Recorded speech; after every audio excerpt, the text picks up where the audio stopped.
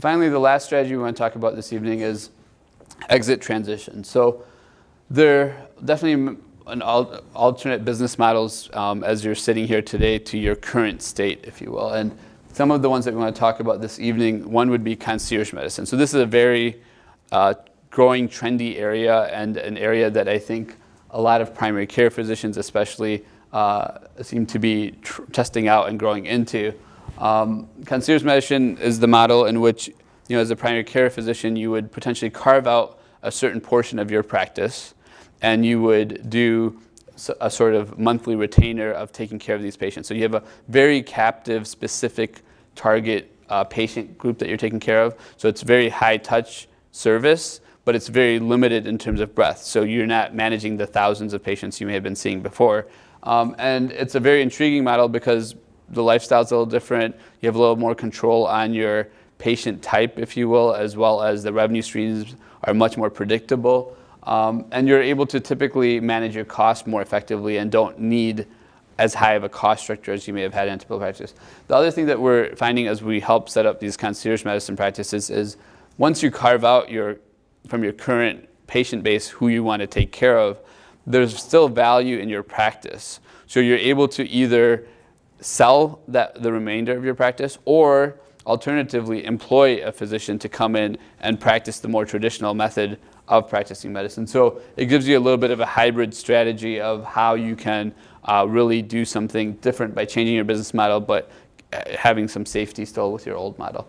The other kind of in between before you get into employment by a health system is something that many of you might be familiar with, the PSA, the Professional Services Agreement, where typically, again, you sell off most of the assets of your practice to the health system. And then you typically have a contractual arrangement to provide services to the health system that purchased your practice to the same patient set that you did before. So what's appealing about this to many physicians is you kind of remove the headache of worrying about management of your office or your practice, and you're still able to have pretty solid revenue streams. Now, one of the challenges and cons and where we help our clients negotiate on this is short term, the initial agreement, you have good leverage with the health system to make sure you're getting the appropriate compensation and package, if you will. The challenge tends to be as you end the professional services agreement, you come to the end of that agreement and you need to renegotiate.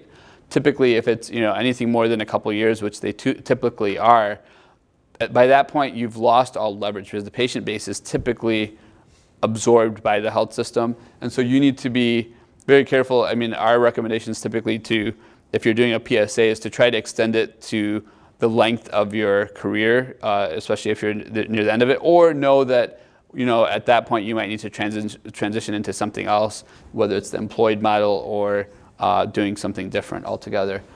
The third area, the employment with health system, again, this is very appealing, and especially as the health systems are growing, they are very much so looking at the opportune practices to acquire. Again, the pro here tends to be you can kind of cash out of your current model and then just kind of go to a much more standardized employed model or medical group model where you really are just focused on the clinical care. So it's not for everyone, but I find most private practice physicians have been doing it for a while are very hesitant to go down that road, but it's very opposite of what they've been doing most of their career. And then finally, an exit strategy is to sell your practice altogether to either a larger practice group or another similar group that's just trying to grow and get bigger and merge with something like that. But the key there, and again, it depends where you are in your career, but the key is, what do you want as your end game? Do you want to be practicing and be employed fully and just be focused on clinical care? Do you want to retain some of what you've already had and kind of ride off into sunset by practicing within your practice? So all these different strategies really depend on how much control you still want to have, what type of lifestyle you'd like to have, as well as what your financial goals might be throughout that process.